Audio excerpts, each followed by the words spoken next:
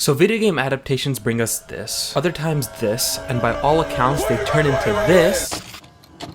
How did this happen? For some reason, filmmakers have a hard time adapting certain video games. Well, sometimes it's hard. Other times they either make stupid decisions or studio interference gets in the way and takes a massive on everything. Let's just get into some of these. So Mortal Kombat got a movie in 2021. Yeah, I know, trust me, I forgot too. And to say the least, it wasn't great. Sure, visually it was pretty cool. Sub-Zero's effects were... God damn it. Kung Lao's hat looks slick, and Kano was fun as hell to watch. And Cole Young... For some reason, studios believe that Mortal Kombat has really confusing characters and decide to create a completely new character with... I don't even know what his powers were. Wait, one second. Let me just check this. Cole Young power. Okay, it's armor. His power is actually plot armor. You can't make this shit up! Now, it's helpful to have a main character that the audience will follow along with. As the main character gets information about the world, so do we. But here's the problem with this movie.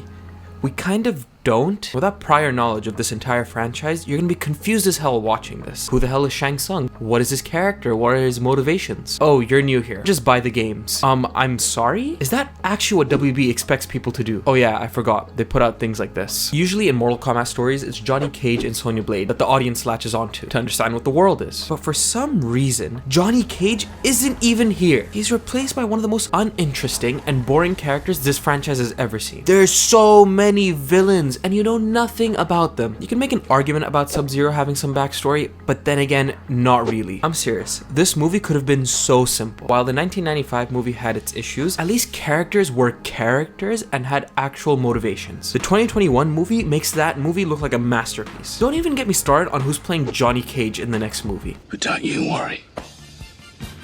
Daddy's home.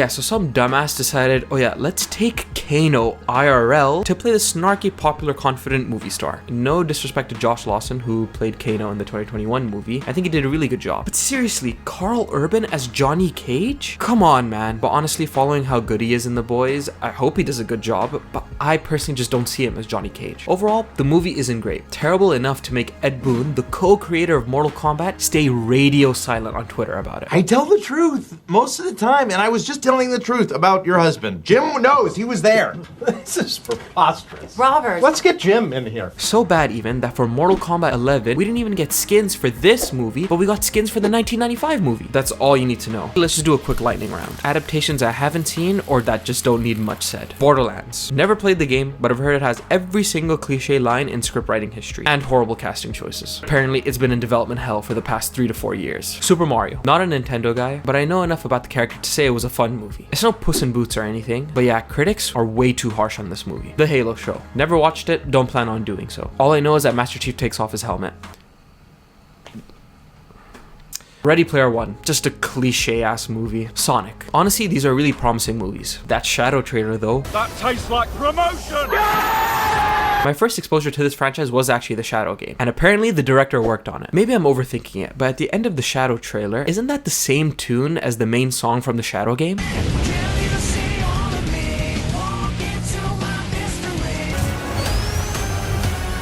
I swear, if this song doesn't make any sort of appearance in that movie, we riot. Five Nights at Freddy's. Let's make a movie about the most overdone horror game about a haunted pizzeria that speed runs the entire story. Also, the story of the games isn't very good either. Terrible writing and zero horror. All done? Good. Now let's talk about one that was doomed from the start. This Uncharted movie. No disrespect to Tom Holland, but how was he cast as Nathan Drake? Oh, I see why. Because he's Spider-Man and he's a young actor and he can grow with the franchise. No! Shut up! Stop! We need to stop this mentality. For goodness sake. Let's just address the elephant in the room. Nathan Fillion was obviously perfect as him. Watch the fan movie on YouTube if you haven't already. Apparently he'd been trying for ages to get an Uncharted movie to happen, but Sony wasn't having it. Now the guy's way too old. Well done, guys. An actor that could have been the perfect role for another character got completely shafted. Let's address the other important talking point. Does an Uncharted movie actually work? I thought the whole point of the game was, oh, imagine if you could control yourself during an action scene. When Drake is hanging off a plane in the game, it's intense as hell because you're actually there and your control and your movements matter. Obviously to a certain extent. Regardless, it's that tension that made these games so good. When Tom Holland falls off the plane in the movie, there's zero stress because we know nothing's gonna happen to him. And several action movies have done this exact same set piece and probably done better. Oh look, it's Nolan North. Why don't you take a shower with him? No, I wanted to have him as a pet, not a shower or make out with him.